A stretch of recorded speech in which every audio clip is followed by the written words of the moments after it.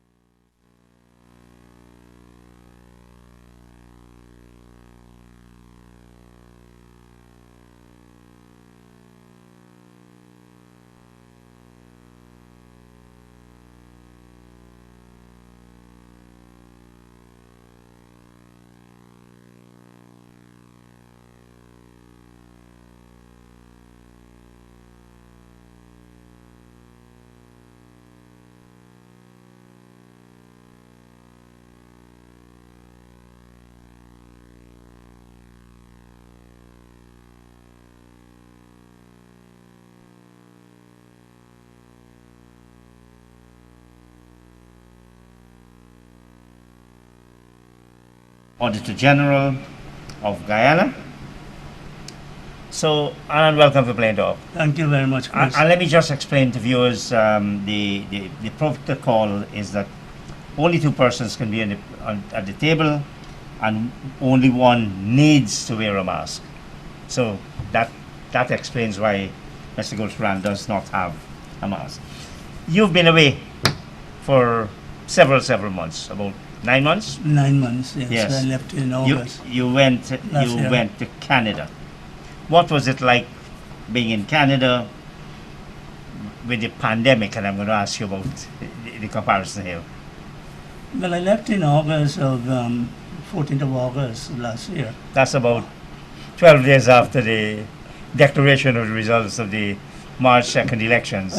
Coincidentally, but I had some family commitments, and that forced me to go to Canada at that time. There was a repatriation flight, Canadian Airline WestJet. I happened to secure a seat, and I went. My plan was to return around November, but the situation in Toronto was such that they had actually closed all the airports by the time I was ready to leave. So I couldn't come. I booked my flight for the 14th of January. Then there was this continuous lockdown. And I left on the 16th of April, 17th, 16th of April. On the same day, there was a total shutdown in Toronto. Now, this business about shutdown, I'm glad you raised that. It's people are saying, oh, you know, and in Canada's neighbor, the United States of America, let's put the economy in front. In front. What did Canada take? Canada What did, approach did it take? Canada took the opposite approach. They did not put the economy first, they put the people first. And they realized that they need to do certain things in order to contain the spread of the virus. And for the greater part of my 9 months, we had to stay indoors except to go to the supermarket and maybe for a little walk. But most of the time, we had to stay indoors. And the argument, of course, was that an economy needs healthy workers. If a worker is in a hospital bed, it's not much use Yeah. to the employer. Yeah. So I support the Canadian approach as opposed to the American.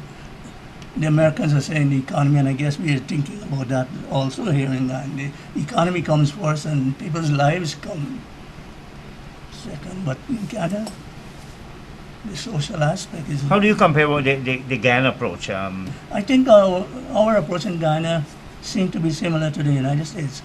When I look around, life is as normal as ever. I came back from Toronto and it was all locked down, severe restrictions. Normal as ever, but you have increasing number of cases. You have deaths. April Right. was the largest month in terms of Right. deaths, the worst month. As if nothing has happened, as if there's no virus here.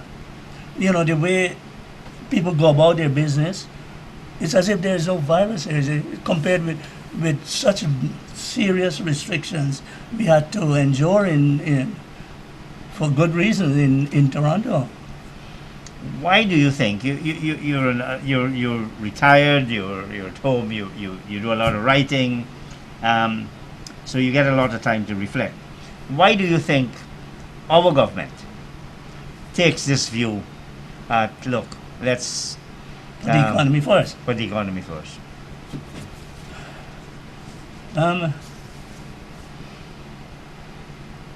Business interests might take precedence. There are lots of we have the oil and gas, and we have a lot of businesses.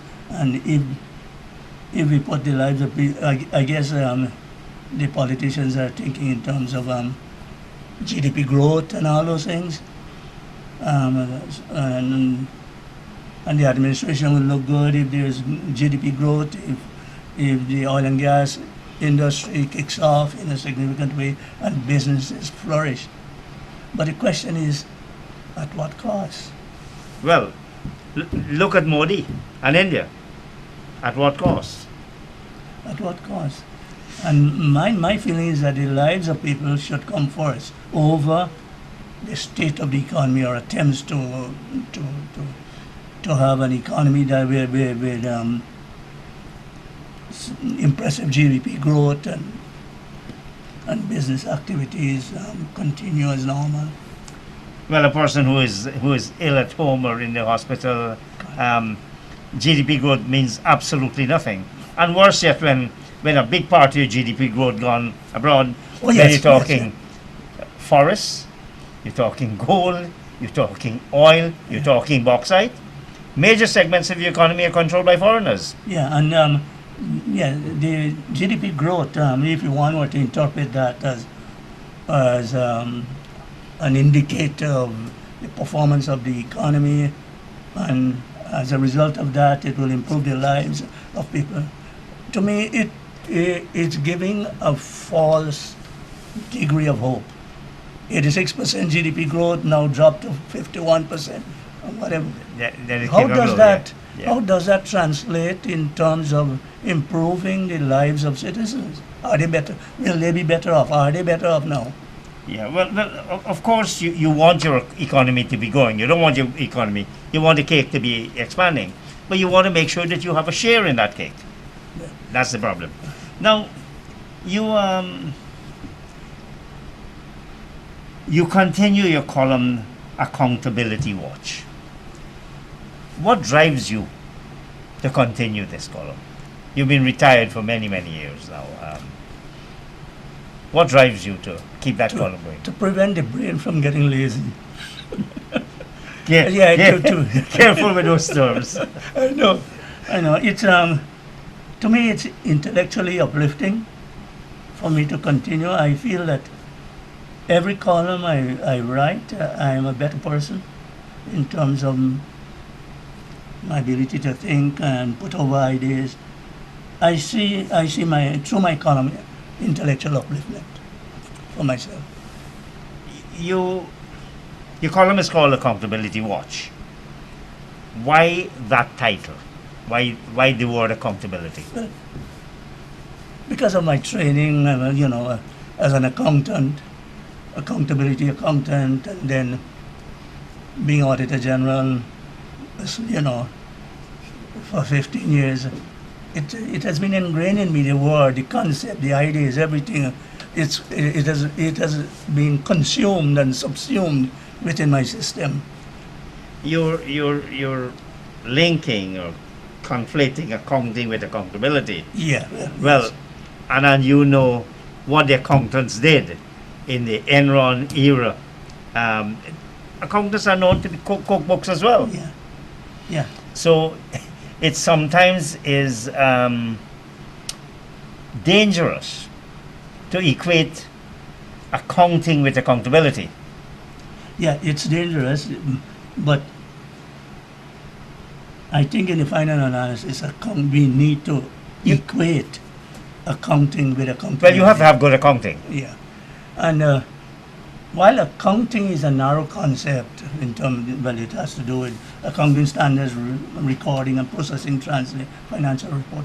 I think accountants need to go beyond that and speak about accountability, which is a larger concept. So that fits into the bigger scheme of things. So you see yourself as a spokesperson for accountability and accounting. Not accounting in technical sense, but the extension of accounting into accountability. Right. Yes, I'm a strong advocate, and if in many cases I've had cause to criticize our accountants, and you mentioned Enron and WorldCom and all those, and even what I'm seeing also in terms of our own situation in Ghana have caused to fault or some of our accountants in the way they look at matters, and sometimes they give a clean bill of health and the next thing you hear a big scandal. So I asked my colleague, where were the auditors? Yes. Where were the auditors? And as accountants, we tend to take a too restrictive, narrow approach to our work. And we don't see the value for money part that we talk about, performance auditing. Those are issues that will move you in the direction from accounting to accountability. But that's more a public sector concept. Yes, more or less. I would agree. Did you were the Auditor General for many years. Do you think the audit office under your watch, I'm not asking you to criticize any successor, did enough work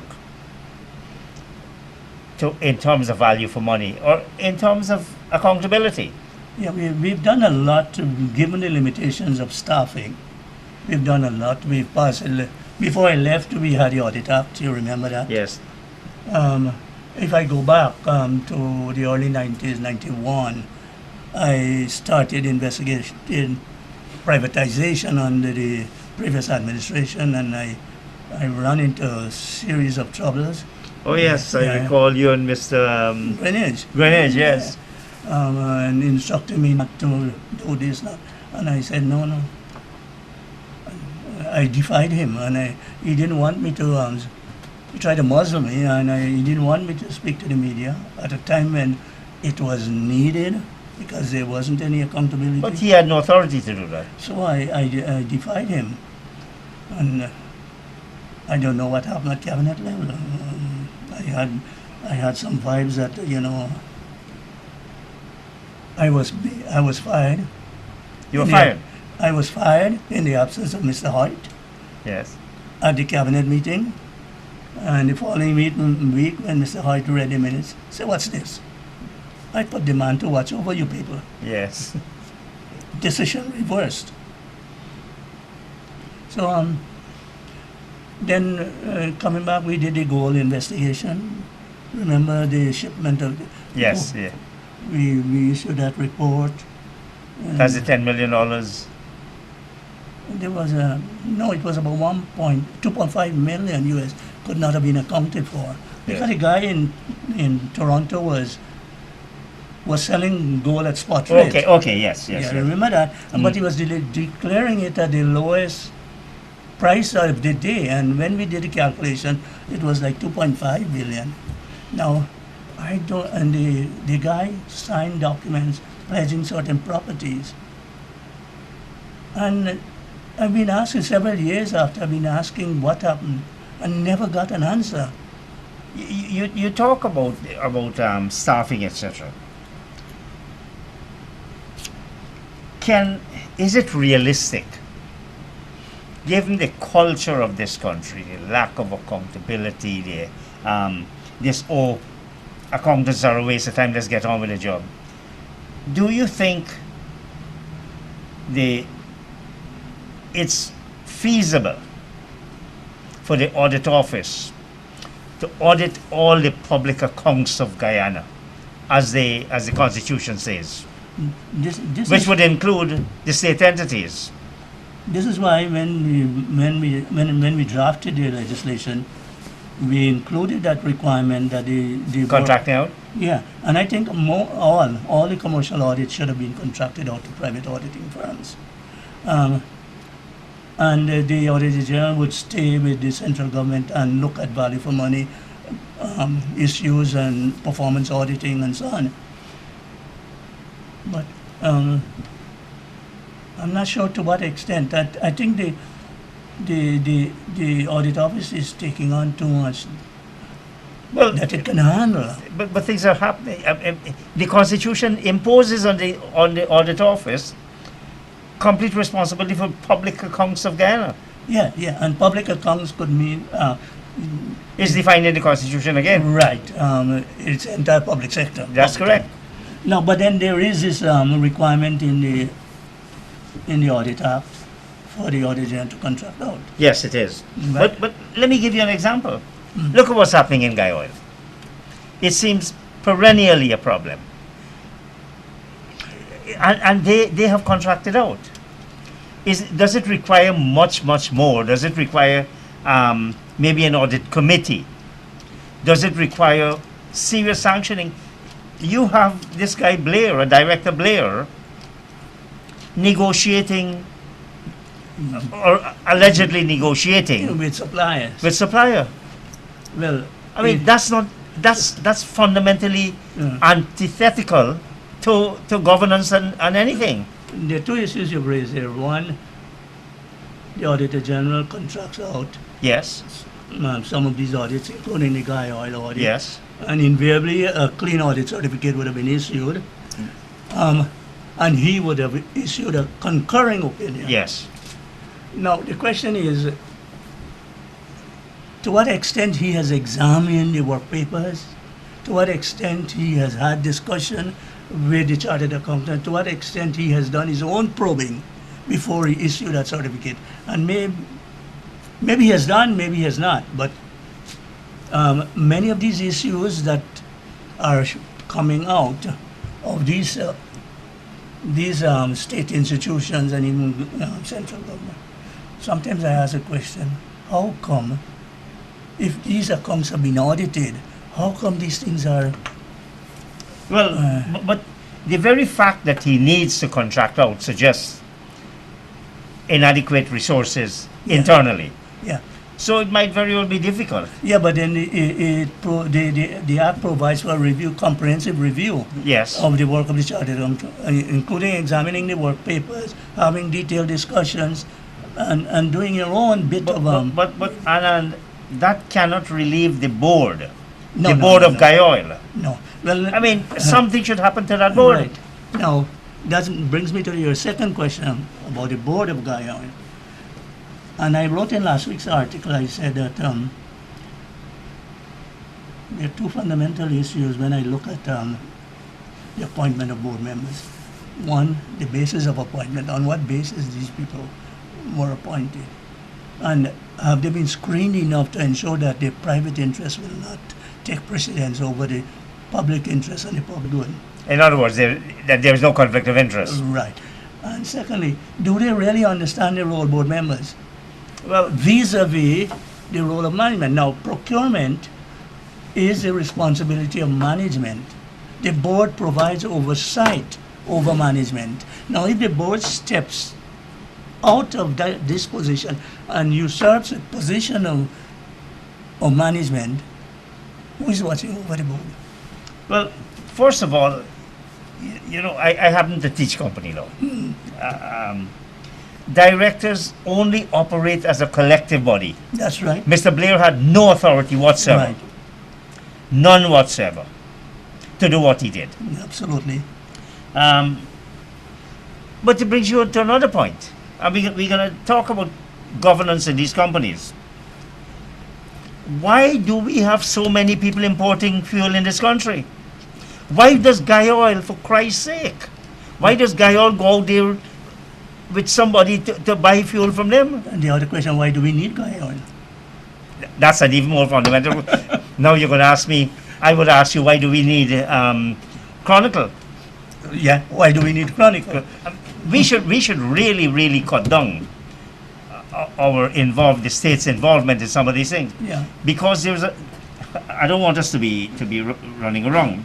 But we, just like how we don't understand the role of directors and directors understand their roles, I don't think governments understand the role. Public information is different from propaganda. That's right. That's right. And that they somehow seek to think that that's what the role is. And there's another issue. Every one of the ministries now feel that they got to have this big PR outfit, and who gets most coverage and square inches, column inches in the newspaper. It's a competition. But how do you fix a problem like Guy Oil when directors are ignorant of their roles? How many of them, Anand, have read the Companies Act? Guy Oil is a company. The Companies Act describes and defines Guy Oil as a government company. That's right. It's That's not what only it a is. company. It's a government company. It's a different animal. And there's How many of these people even understand that? Well, it goes back to the basis of appointment. What criteria are being used in the selection of board members? Is it based on loyalty? Is it based on technical and professional competence? Politics, maybe? We have to strip the politics out of it. How do you get that to happen? This country is defined by politics. Yeah. Politics has its place. But when it comes to public financial management, politics becomes secondary and technical and professional competence comes first. You know, after you've won your elections, whatever it is, whether you're after the elections, get on with management. The opposition should be doing its work in the National Assembly. That's right. It is still relitigating the elections, which it fought for 5 months to do and it didn't succeed. But this thing about these government boards is a disgrace. And you have people now. This gentleman, Mr. Blair, belongs to a political party, one that was supposed to introduce this new culture. They should remove him. They should remove him, call on him to resign. Definitely. Definitely. You know. Not calling him to resign, but to have him removed. Have him removed. Now, we have that kind of situation, and as I said, unless you have a strong audit committee, because that to me is the link between the audit office and the entities, the auditees, that you have a strong audit committee with a good independent chairman, not a lackey as a chairman, who feels that he got to carry information to politicians. Yeah. Unless you have that kind of thing, we will continue to lose substantial sums of money. I want to, as we're on to companies, we've had this situation at the Ghana Power and Light Company, another state-owned company, 100% ownership, you appoint a chairman who has private business interests.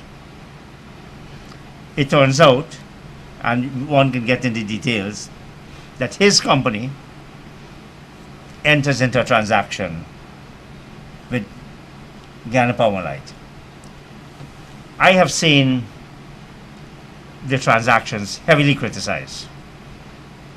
What is your position on it? On such a situation? My position is if you're a public official, you have to avoid a situation where you perceive where there is likely to be a conflict of interest. And the Integrity Commission Act, I think Article 4, I wrote about it last week, has a number of provisions that address the issue of Conflict of interest.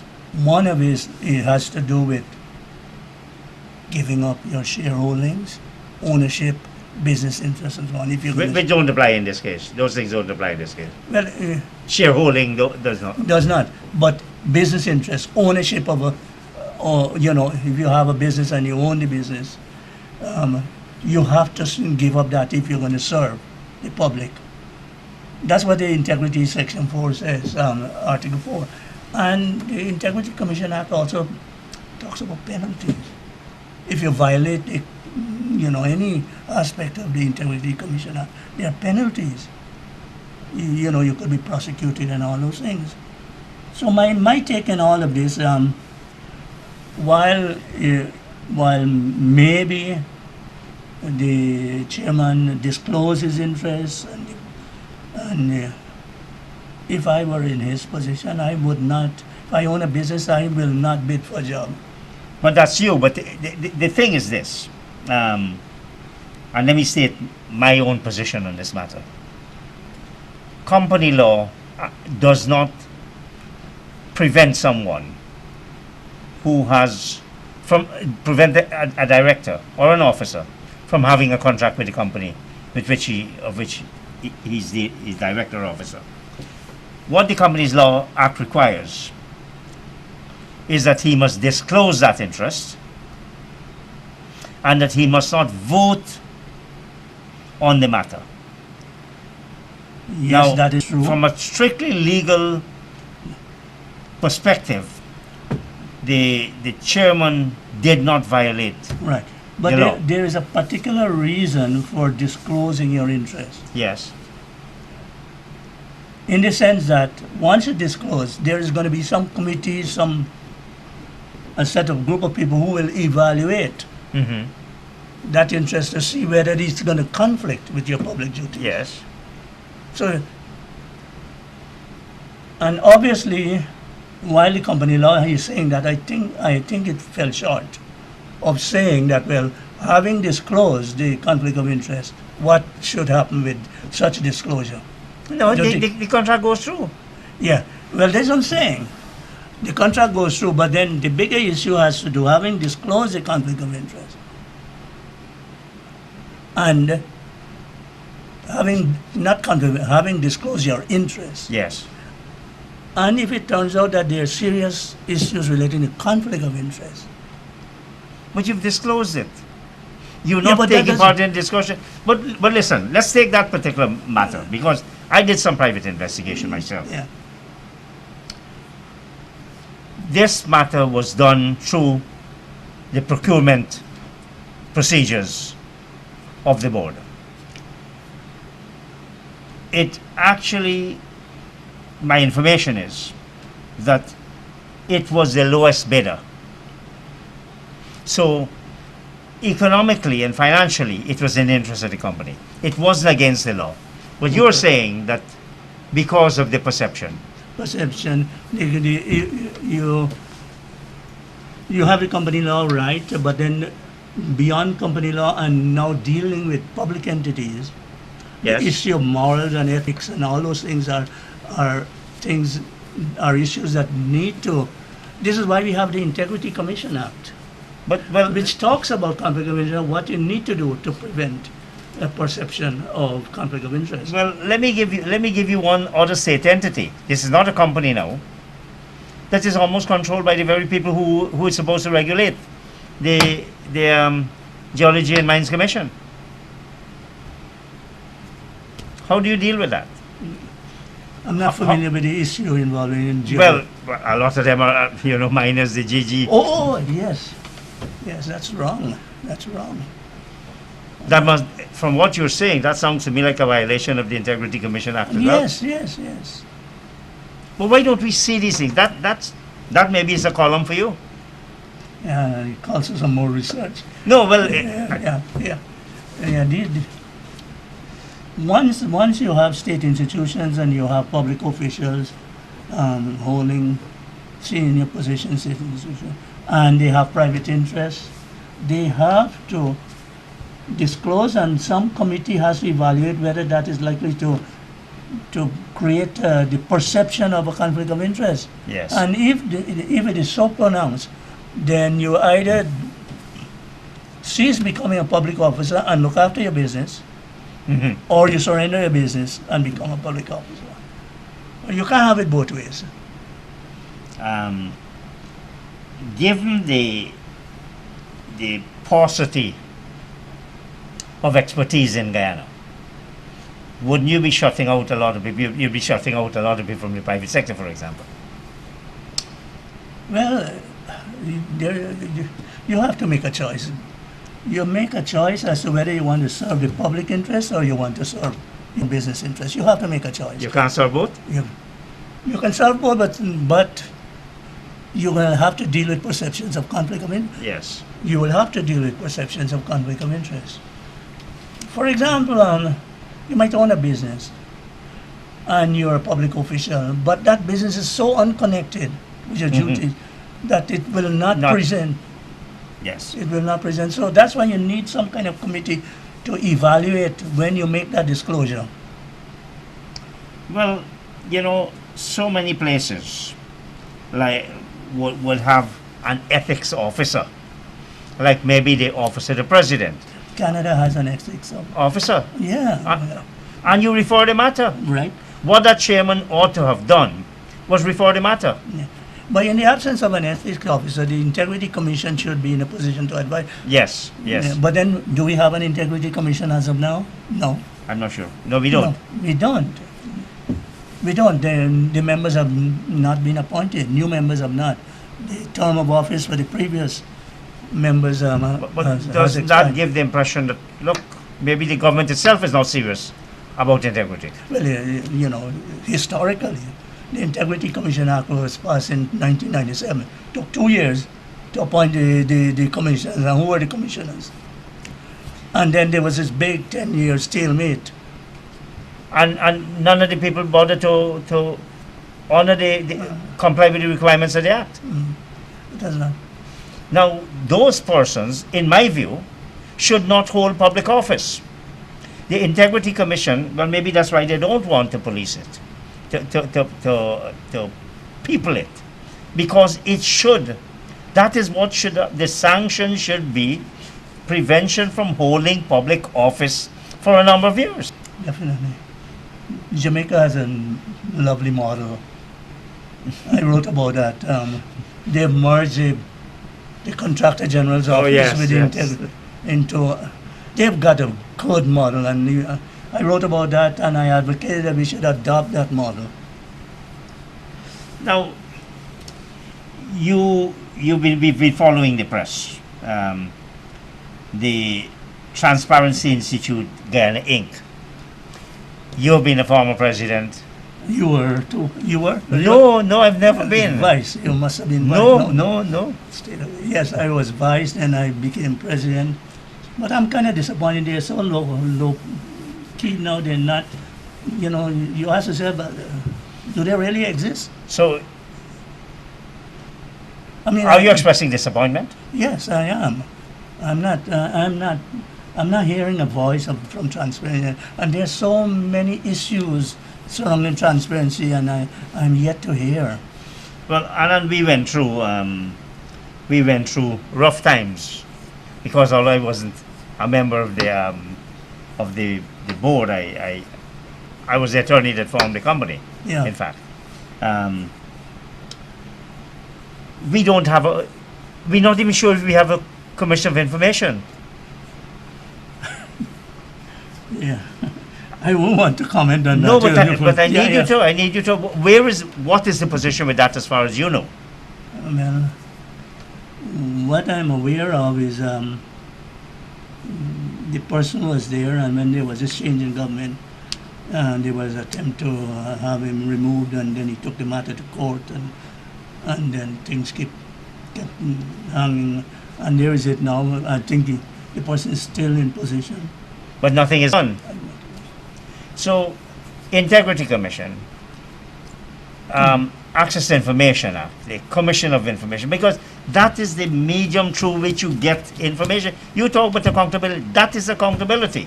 When you can ask for information and you get it. You remember when we wrote, when I was transparent, when I wrote, asking for sort of no money, no love? You Yes, remember? yes. I mean, so do you feel, after all the years you're in public life, and we go back when, In the the 90s. 90s, In the 85, 87 when I was in MMA, yes. that's correct, that's a long time, Anand. Yes, 87, yes. When you were the accountant, I think I was a consultant there. Yeah, 87. Now, do you feel we've advanced accountability in this country, given what we've just been talking about? In 1992, we were able to restore accountability, public accountability. Public accounts became Right. yeah, audited public accounts. Yes. And we had 10 years gap, which remained a significant blemish, I would say. Since then, we have had annual financial reporting. Some of us love to say, well, that's accountability. Yes. It is not. Well, the access to information, Right, that's a constitutional right. right. So, The Integrity Commission. yeah. So, do we have accountability coming back to Are the we better off? Are we better off? You have had the act, you have had Yeah, it was a different time, you know, when we didn't have free and fair elections and so on. It's a difficult situation to compare pre-1992 to post-1992. We have No, to- but I'm simply asking, what progress have we made in terms of accounting and accountability? we have made some progress in terms of having a good legal framework, like we have the Procurement Act, we have the FMA Act, we have the Audit Act. Do we have a procurement commission now? Good question. There is no Procurement Commission. I mean, so what's the point of having the legislation if you're not going to take this things is- seriously? This is the difficulty I have. Many of the legislations that we have in place were not voluntary acts on our part. The promulgation of the Integrity Commission Act, the Audit Act, the FME Act, the Procurement Commission, they were not voluntary acts on our part. They were impositions by international financial institutions like the World Bank, the IMF, and IDB, and what have you. They were impositions, and we embraced. We decided, yes, we go that route, and the objective is that if you don't go that route, you won't get loans and grants. So you play the game. So you have all these bits and pieces of legislation in place, but there isn't we are not passionate. I'm using the word we. Yes. We are not passionate enough to embrace what we've got. So it's there on paper, we have good laws, good regulations and so on, but we have not owned it. The ownership is not there. It was Well, if all these things that we have on paper not working, yes, it's an improvement is there, and maybe somebody needs to take somebody else to court and say, look, you have a constitutional duty to do this. But I want to give you another example. You were here in all the times of the 5 months after the elections and before the elections. Yeah. We've seen the tens of millions, if not hundreds of millions of dollars spent by political parties in violation of the Representation of the People's Act. Yes, yes. Now, those jokers, absolute jokers, who call themselves the Elections Commission, have said they're not going to carry out the law.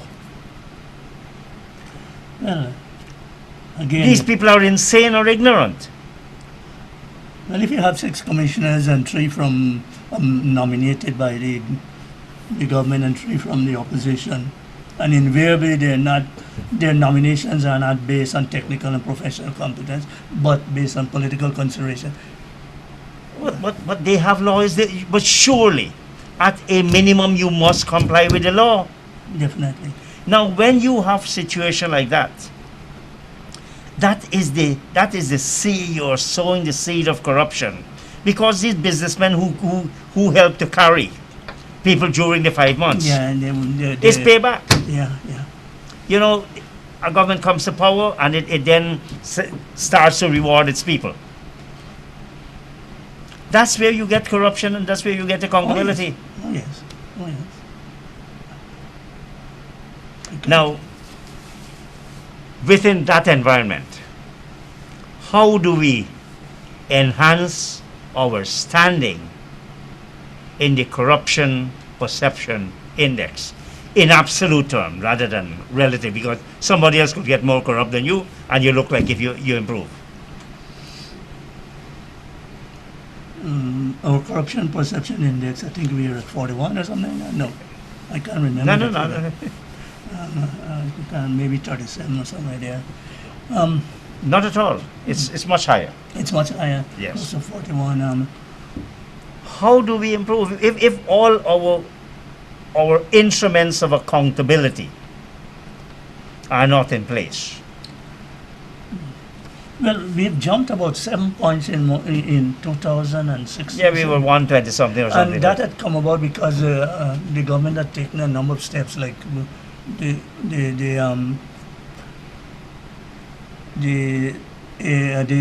anti-money laundering Yes. legislation and regularizing parliament and a whole set of things. And so we jumped a number of points. And having reached that level, we lost the momentum to implement in real terms all the requirements of the various pieces of legislation that we have put in place. So we really lapsed during that, and the situation is not improving, especially now with as you no integrity commission, no procurement commission, and things like that. The Public Accounts Committee. My gosh, I mean, that's a disaster.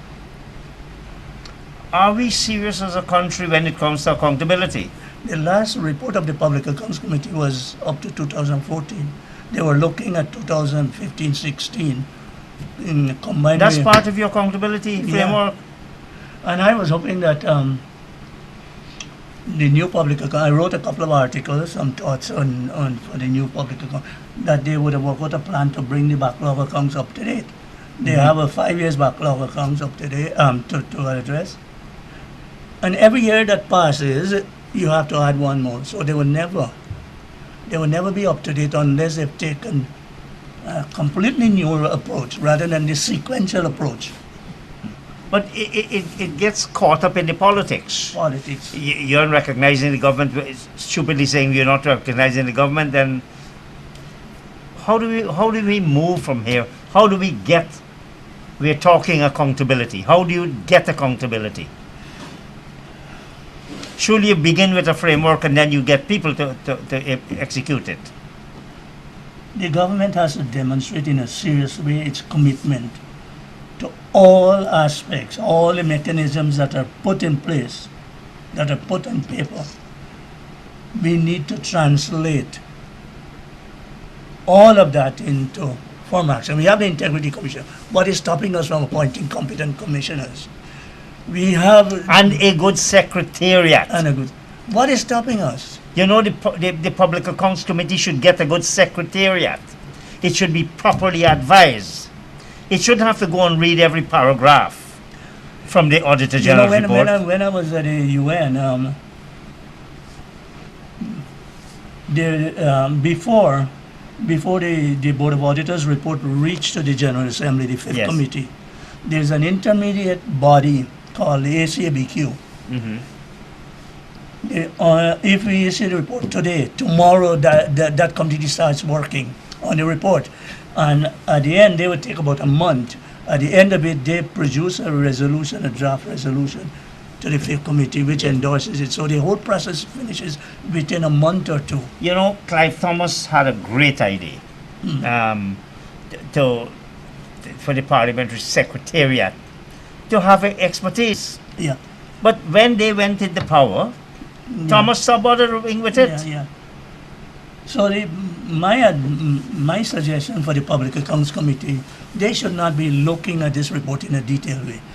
They should have a special committee That's correct. comprised experts, 3 or 4 people, to do the detailed examination, produce a report to them, and they might want to ask a few That's questions, and then they submit. They should be technically advised. Yeah, but they're examining every part. But And the Auditor General report, the Auditor General is not helping the cause. His report is getting bigger and bigger and bigger. well, government expenditure is getting bigger. Yeah. And as you know, auditing and reporting is by exception. The fact that it's getting bigger and bigger means 2 things at least. The number of entities is increasing, but the issues of weaknesses, misspending, misallocation, fraud perhaps, is increasing. And that's why the report gets bigger. If everything is going fine, you don't have to have anything. And But this- the problem is, the Auditor General report doesn't deal with some of the issues we're talking about. No, and this is Your Integrity Commission, this is why there is provision in the FMA Act for dedicated internal audit services at in each. every budget agency. Now, when you read the Auditor General report, 75% of the findings are in the nature of internal auditing. Yes. 75. Yes.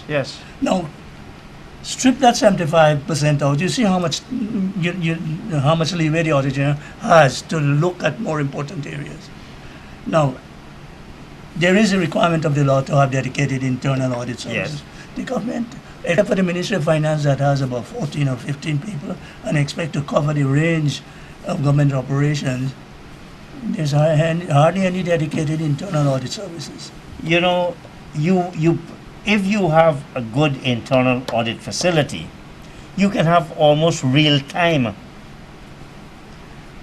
audit review. And coupled with audit committees, internal audit and audit committees, when you combine those, the work of the Auditor General Office will be so much lessened.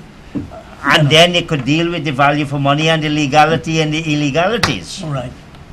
You can't do both. You can't do the auditor cannot do internal audit and external audit all in one. The fact that we will now have vastly more money to be spending, Yeah. we are saying that the landscape, the architecture, is inadequate. Does that make you worry as a former Auditor General and as an accountability? Yeah, it worries me that, government's operations are increasing, expanding, and we have the accountability infrastructure not working at the moment, and then we're going to have this expanded operations. What's going to happen? So, yes, What I'm would you worried. what would you recommend? We have to get all the accountability infrastructure working in an effective way. Integrity Commission, Procurement Commission, Commission of Information, Audit Office, internal audit. You practically got to start back. You have to re-engineer the whole thing. Well, we had another issue. You said TGM, and I think there's justification in that criticism. Transparency Institute. I hope the guys don't feel offended, but this is how I feel. They're not visible. Listen, sometimes it's good to offend people. Yeah. You can't go pandering to people. You can't because they're friends. No, you have to call your friends out. But the question I was going to come to, you would have read that the Transparency Institute has asked for information on the issues surrounding the oil contract. Yeah, I read it. It asks the company, it asks the government. Now, there's no framework as such to ask for asking the company. That's right. If you're a shareholder, somebody should buy some shares. Maybe maybe that's a good idea to buy some shares Yeah. and raise it through shareholder. Yeah. But should the government not be providing this information? Well, if it doesn't embrace the work of TIGI, if the government is not supportive, if the government sees TIGI, the Transparency Institute, as not one of them and they don't want to trick with them, then they don't provide the information, and what happens after that? No. The next thing you may have to take them to court. But surely, that's not how the system should operate. Yeah. You should have an automatic right. Yeah, that's why I like the Jamaican model. Remember Professor Monroe? Yes. Trevor Monroe? Professor, the stature of the man is such that, any government, from the Prime Minister right down, will respect him. Yes. And the Jamaican Transparency Institute, the government has fully embraced the work. Mhm. Now, what do we have here? Maybe quite the opposite, too. Quite the opposite. Well,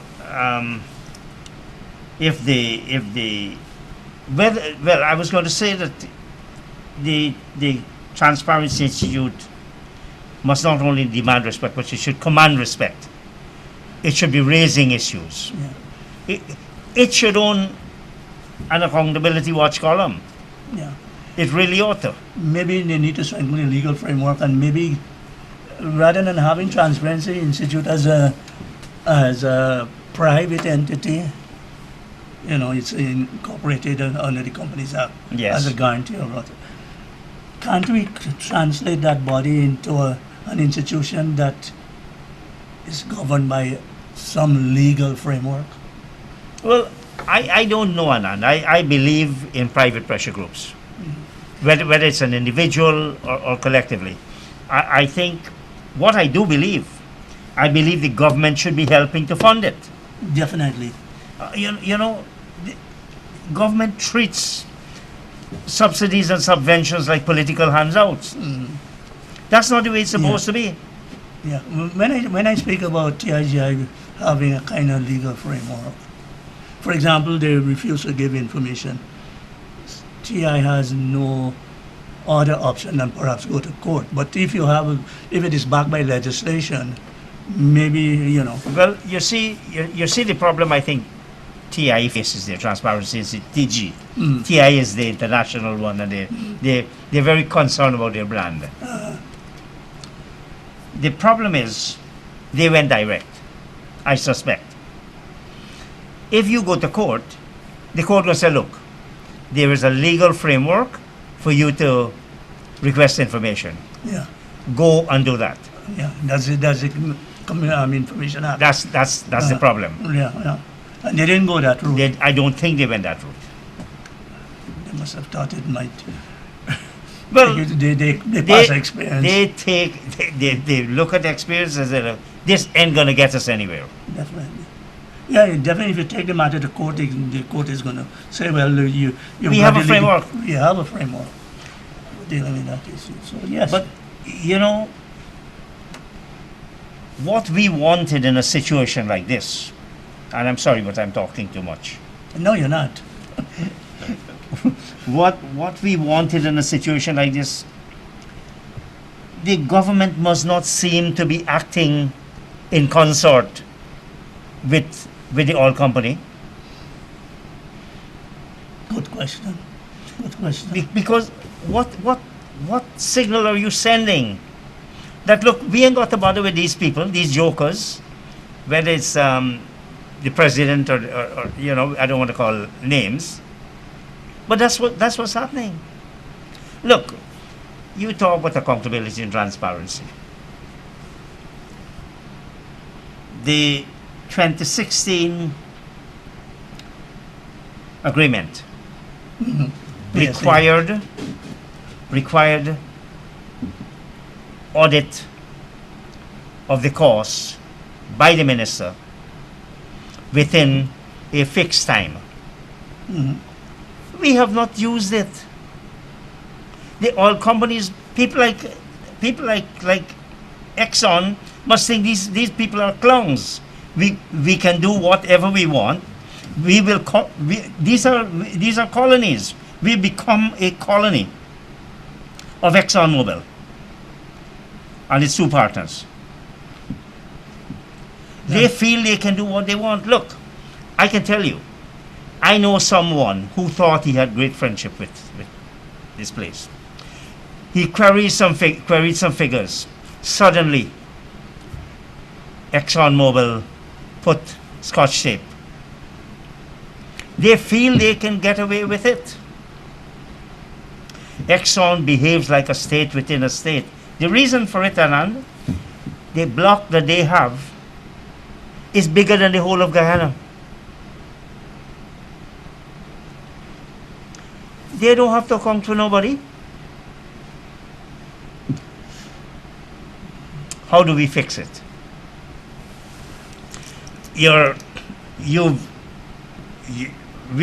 Not you alone. We thought that these small parties would change the culture. Well, we saw Anand becoming part of the culture. You have other smaller parties. You have Lennox Schumann, who was talking about accountability and all. He suddenly stopped talking. All of them. How do we change this? Our politicians are letting us down. No, but we know that.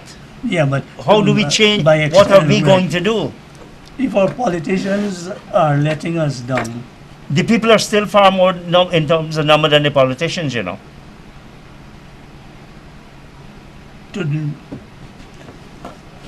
to hold Exxon accountable, and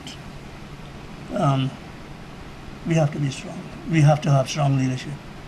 You cannot. The resources of the country belong to the citizens. We elect a government to manage the resources for the benefit, for the maximum benefit. That's what the Constitution says. And the Petroleum Right. Act says that the petroleum Oh, resources of Guyana belong to the state. Yeah. The question is, how many people read these things? How many people look? My friend, Our politicians need to get their act together to defend the integrity of the state, to defend the resources of the state. I have a bigger issue with oil and gas, and maybe it will conflict with yours. yeah, let's hear it. The oil ought to stay where it belongs. It is- I am not I know opposed it- to it. No, I'm not opposed to that. I'm not opposed to that. And ought to stay. Now, the climate change, Yes, global warming. yes. When you extract all that oil and you burn it, the amount of carbon dioxide you put in it. Absolutely. Right? Now, you know the Earth spins on its axis and it tilts 23 degrees Yes. to give. Now that tilting has changed by a few degrees. That's why you have these, because the ice in the North Pole Shifting. It's right. melting, melting. and distorts the center of gravity, and we might You know, You might have to leave Canada and come back again, except that you'll have to face the Atlantic Ocean, yeah. which will rise and swamp the city of Georgetown at some point in time. And our government is not. Right. Nobody's talking about these things. So I'm saying, I mentioned it to somebody today, I think. Oil and gas business is like dealing with cocaine. That's a little bit strong, and that's where I would disagree with you. But in the sense that, you know, there's so much evil that is associated. There's so much evil, particularly in third world countries, it's not happening in Norway, for Right. example. It's not happening, I think, in Canada. And you see this pandemic. My own feeling is nature has stepped in and said enough is enough. We'll shut down the planet. That's I can't comment on, but no, I think the government has suddenly stopped talking about low carbon strategy. When we talk about gas ashore, we still talk about fossil fuel. Yeah. I don't know if people realize that, but Anand, I see The red light. the red light. Red light is a funny term, eh? But I want to say thank you so very much. It's good to have you back in Guyana. I would like to. You're always welcome to come and play and talk. I want to say thank you, operators and viewers, and I'll see you next week. Bye.